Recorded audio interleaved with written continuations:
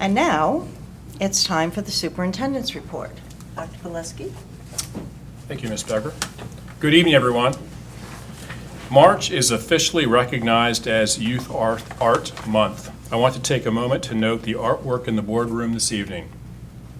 This art reflects the work of the talented students at Bound Monroe School. Their teacher is Sue Ann Brewer, and Ron Lieberman is their principal. I had the pleasure of attending the East Brunswick High School National Honor Society induction on Thursday, February 22nd. The National Honor Society serves to recognize those students who have demonstrated excellence in the areas of scholarship, service, leadership, and character. This year, East Brunswick High School welcomed 166 students into the National Honor Society. In order to become a member of this prestigious group, students must meet rigorous academic standards for consideration. The 166 members inducted epitomize the high school's mission of excellence in academics, athletics, and the arts, as well as achieving this excellence with honor and integrity. This week, the annual Read Across America celebrations are taking place in all of our elementary schools. Read Across America is an annual reading motivation and awareness program that calls for every child in every community to celebrate reading on March 2nd, the birthday of beloved children's author, Dr. Seuss. As I participated at many schools, I saw our students enjoying author visits, guest readers from our administrative team, school board, and community, in a true celebration of reading. Thank you to everyone who helped make this special day for our students. In sports, congratulations to Mitch Polito for being a district and region champion. He competes in Atlantic City this weekend in pursuit of an overall state title in wrestling. Congratulations, Eric Meyer, for his NJAHPERD 2018 Elementary Physical Education Teacher of the Year Award. Did Eric leave already? Yeah. He's got to memorize that title. I was going to That's say, really you know, tough. he's responsible for Yeah, more now than he was yeah. when Do he you know how many started times I have to his say career. that? Yeah. And I didn't know that they put him in charge of dance, but I look forward to seeing Watch that. it. Yeah. Congratulations to Coach Keith Lane on his GMC Girls Basketball Coach of the Year recognition. Congratulations to our football team for receiving the Sportsmanship Award from the Bill Denny Rutgers Letter Winners chapter of the National Football Hall of Fame. Congratulations to Coach Kevin Brady on being inducted into the NJSCA Hall of Fame for girls soccer. And congratulations to Coach Doug Spishak for receiving Coach of the Year for National Federation of High School Coaches Association for boys bowling. Congratulations to all our high school athletes of the month. Tickets are now on sale for the East Brunswick High School production of Cinderella. The show will be performed March 9th through 11th and March 16th and 17th. All performances will begin at 7 p.m. except Sunday, March 11th, which will begin at 3 p.m. Tickets are on sale now at ebhsdrama.org. Don't miss the opportunity to see our high school students in this classic tale. The East Brunswick Education Foundation's Partner in Excellence Dinner will be held on Tuesday, March 27th at the Pines Manor in Edison. This year, the foundation will be honoring Glenn Slater, Mayor Brad Cohen, Dr. Dana Zimbicki, and Jack Levitt. For ticket information, please visit ebef.org. Parent-teacher conferences will be held Tuesday, March 20th through Friday, March 23rd. These are single-session days for students. Parent-teacher conferences are an excellent way to stay involved in your child's education. Just a reminder, kindergarten registration is now taking place at the district registration office in the administration building. That is right here in this building. Additional information can be found and appointments can be made through our district website. Thank you. Thank you. We are proud of all of our student athletes, and winning awards and tournaments and titles are terrific. We are proud of all of our coaching staff, our athletic staff, who are also honored. I love when we receive an award for sportsmanship because it tells me what our kids have learned from the pursuit of their sport. It's not always just about the win. It's about character. And I commend all of our students, and I welcome and applaud the awards we receive for sportsmanship. I am now going to ask Dr. Valesky to please give us an update on what has happened since our last board meeting 2 weeks ago in terms of security-related items for the school district. Dr. Valesky? Thank you. So, without a doubt, this school board's swift and decisive decision at their last board meeting on February 15th to add active duty East Brunswick officers to our schools drew both national and international attention. The sheer expediency of the implementation of this new phase to our already robust facility security should provide the entire East Brunswick community with comfort in knowing that this plan, initially proposed by Chief Conroy, was over 2 years in development. It was simply on the shelf and ready to be implemented at the appropriate time. February 14th, when another school shooting occurred, was that time. Essential to East Brunswick's success has been the thoughtful investigation in this board's discussion over the last 4 years about how security should be enhanced and financed in all of our facilities. That planning and progressive thinking among both current and former board members and administrators since 2014 has led to enhancements in school access control, perimeter and surveillance monitoring security at all school facilities. All of those initiatives have been accomplished as the result of careful budget planning and monitoring. The board's latest decision was a continuation of that effort. Any effort of this magnitude is typically restricted by the availability of funding. Our finance team ensured that funding was immediately available to convert the board's vote into action. Officers were scheduled at all district schools this past Monday, February 26th. Furthermore, we have planned a formal introduction of police officers and assemblies at each of our 8 elementary schools through EBPD's Community Policing Grant and their officer-friendly presentation.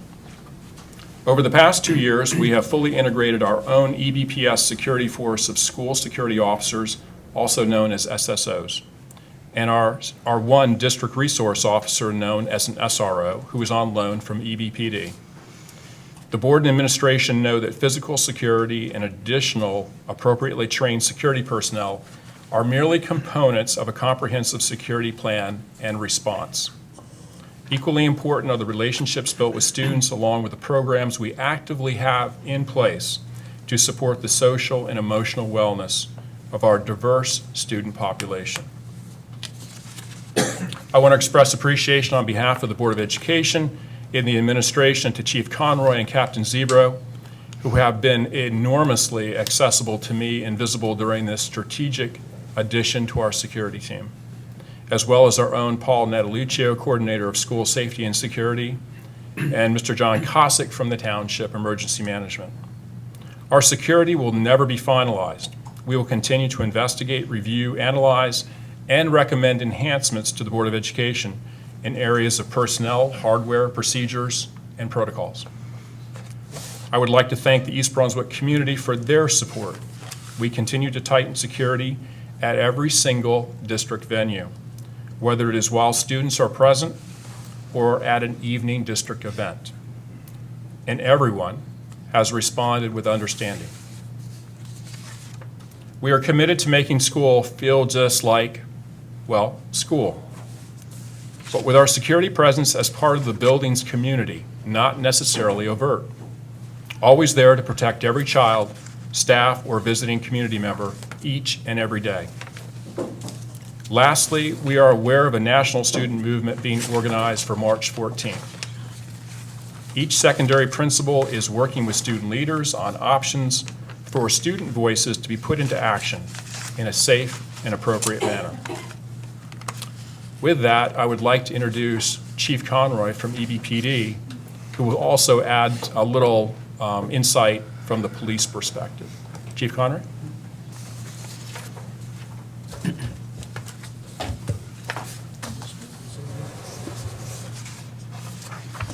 Good evening, everyone. My name is Chief Jim Conroy. I'd like to start off by thanking the Board of Education for having me here tonight and giving me the opportunity to speak. We can all agree that nothing is more precious than our children and the protection of innocent life. Unfortunately, we live in a time where the unthinkable seems to be a daily reality, where children and adults are victimized. It's hard to comprehend why incidents such as Parkland, Florida occur, but unfortunately this is part of the world that we live in. As a parent of 3 school-aged children, I cannot fathom the unimaginable pain that the Parkland community and those families are going through, and I know they are all in our thoughts and prayers. As Chief of Police, my responsibility is the protection and safety of our community through a collaborative relationship with our residents, and that's why I am here tonight. My concerns for the children and young adults in our community are also obviously shared by School Superintendent Dr. Valesky and his staff. I want to stress that the East Brunswick Board of Education already has an excellent and comprehensive school security program in place. And the East Brunswick Police Department is simply here to continue our partnership and to make it even better. East Brunswick police officers in our schools is nothing new. We have taught in our schools and been involved in school security in different capacities for decades. Our police department's school resource detective was reinstituted at the East Brunswick High School in 2016, and the results have been outstanding. We've seen an increase in positive relationships between students, police, and the Board of Education. Also, having a full-time detective at our high school gives us the opportunity to identify students who are in crisis and get them the assistance they need, while providing a real deterrent and a safe environment for students and staff. My officers also already attend lockdown drills at schools. They provide directed patrols at schools, and they also provide security at special events. Some people are concerned with the idea of police officers in schools and are not convinced it is a positive measure. However, when you look at the community policing philosophy at the East Brunswick Police Department, people can see that there are only positives that can come from a better relationship between students, staff, and officers at additional schools in our district. Besides the fact that having a fully trained East Brunswick police officer is the best deterrent in defense against violence in our schools, the benefits go well past that. Like teachers, our officers are parents, role models, and leaders in our community. Our officers are women and men of honor, integrity, and character who care deeply about our community and especially our children. I am pleased to say that there are additional East Brunswick police officers working throughout our district schools to assist with security.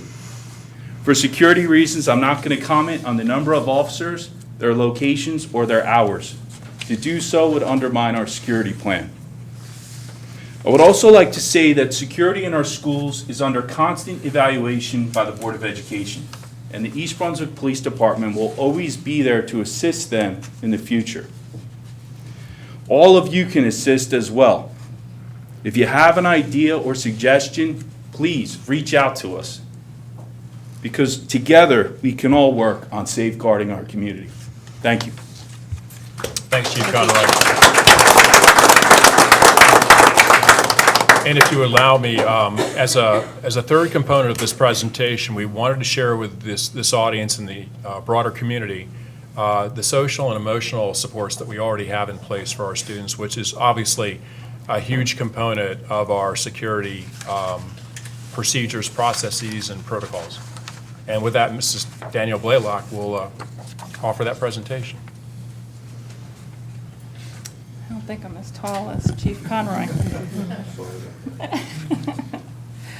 So, good evening. My name is Danielle Blaylock, and I'm the Supervisor of Student Services. Oftentimes people ask me, well, what is that? And I explain that my departments, which consist of the nurses, the health teachers, and the student assistance specialists, serve the social, emotional, and physical wellness of our students here in East Brunswick. That is our work. That is what we do. So what does that look like?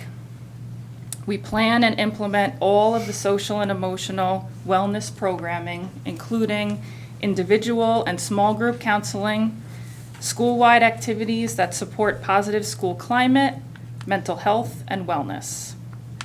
Unfortunately, as Chief said, the time that we live in our society is a scary one. So the kids need us. The work that we do day in and day out is needed. So let me take a minute to reintroduce myself. I'm Danielle Blaylock, and I'm a mom of 2 elementary school kids in this district. And for those of you that don't know me, my husband and I practically bleed green and white. We grew up here. We are products of this district. We chose to come back here in the field of education because we believe in the education that this town is giving children.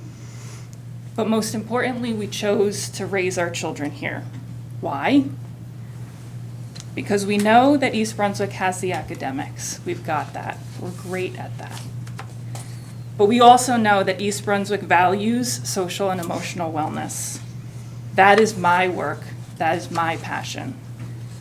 And I feel that if we do not have kids feeling connected in our schools, feeling safe, feeling well, that they will not be present to learn academically.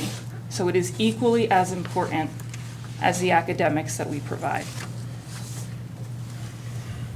So as a mom, it's a really scary world.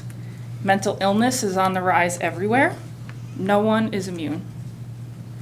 And if I could keep my kids in a bubble and carry them around in my pocket, I probably would. But we can't. So what can we do? We can continue to do what we have already been doing, which is valuing and supporting mental health, creating positive school climates, and teaching social and emotional learning. I tell my SACs that they have the hardest job because it is quiet, it is private, it is confidential, and it is not as easily seen or identifiable. There's not awards for mental health counseling. I gave them a plaque a few years ago with a quote on it that was adopted from a memoir called Carry On Warrior. And it says, "Counsel on warriors. You are the first responders. You are the front line, the disconnection detectives, the best hope that we've got for a better world. What you do every day when no one is watching is our best hope." So I'd like to invite you just to take a minute to visit the Student Services webpage to learn a little bit more about some of the things that we've been doing. If we could go to, when you go to the main page, if you keep scrolling down, if you want to click on that little tree. So this part of our webpage focuses on all of the social and emotional programming that we have district-wide. This doesn't account for the individual programmings that are also going on in the specific schools, because each school has its own safety and climate team that is charged with determining what are the individual needs of that school and doing additional programming. So this is just across the district, evidence-based programs that we've brought into the district. Sources of Strength was kind of my baby. Thanks to the board's support, we were able to bring that in. We're in our 4th year of inception. The program has grown to be tremendous in our secondary schools. We use these kids to come down and teach lessons, anti-bullying lessons, friendship, conflict resolution lessons to our elementary students. I know some of the board members were able to attend the training that we had again in the summer, and additional training. So that's been tremendous. Our schools also have mentor programs, again, matching role models, positive adults, so that kids feel connected when they come to school. We have the Alveus Bullying Prevention Program, another evidence-based program, which we've had for years. Our SACs also got retrained in it last summer, and next summer we will be using that training to retrain our safety and climate teams. That's what we're working on right now. The second step curriculum is the social and emotional learning curriculum that has been in our health classes, K-8, since, I think we're about 10 years in on that. It predates me. But that program, we actually rewrote the health curriculum this past summer in 4th and 5th grade, brought in additional resources, web resources to continue to support second step. We also have PBSIS in some of our schools, which also came in through a grant program. This has continued to grow, focuses on positive behavioral supports, building that school climate, connecting students to feeling comfortable and safe in their environment. We brought in Superflex district-wide 3 years ago, which is used kindergarten through 2nd grade. If there's any elementary parents out there, you know how cute it is. We have the Superflex character that's defeating all the unthinkables that come into your brain. It's learning about the ways that kids respond to things. We have Blurred Out Blue, who any parents probably have a kid that's a blurred out blue, has a hard time controlling their thinking. There's a Glass Man, there's Mean Gene, who says mean things, but Superflex uses his flexible thinking to overcome these unthinkables. It's a really cute program in elementary school. Then we have the safety and climate teams, as I've spoken about before. That came into place after the ABR changed, the HIB laws changed in the state. Each school has its own safety and climate team that meets on an average monthly to do planning, to review any trends in the building that need to be addressed. Then we have our counseling services, of course. We do individual and group counseling. All of the counselors are running counseling support groups, have been for a very long time.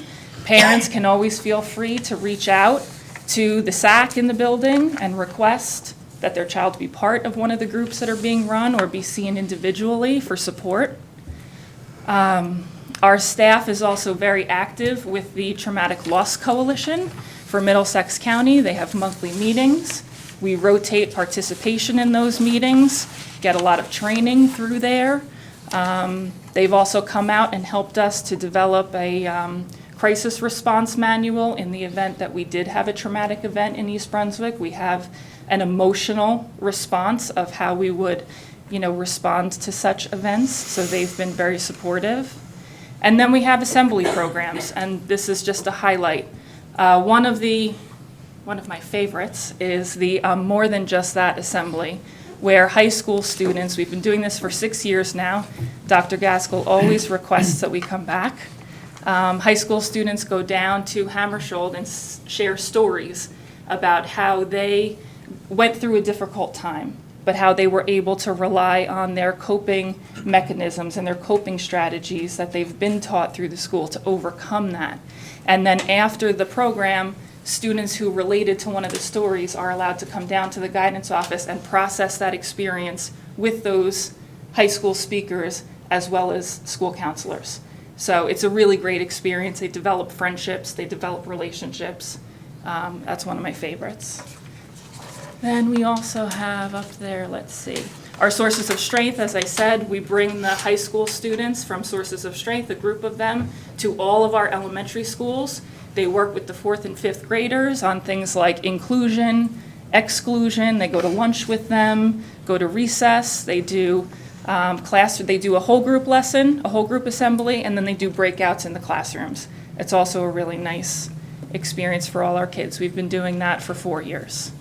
And then, of course, at all the elementary schools, we celebrate Great Kindness, the Great Kindness Challenge. They do kickoff assemblies, and the whole week is a celebration of kind acts towards others. So, this is really just a sampling, as I said, of some of the programming. These are things that are pretty much district-wide. But if you had any questions about individual schools, what things are being done, you certainly could reach out to that individual school. If there's any parents that need supportive services for their children, I would encourage you to reach out to the SAC. They're a very talented group of mental health professionals filled with resources and support, so I would welcome you. Conferences are a great time to reach out to the SAC and come in and visit and discuss any concerns that you might have. But I guess I'd just like to close by saying that whether I'm in the supervisor role or the mom role, I'm confident that my children are in the right place, because in East Brunswick, we value mental health, we value positive school climate, we value social and emotional learning, and we will continue to do the good fight, to fight the good fight, and to do the hard work to support our kids. So. Thank you, Mrs. Thank Blair.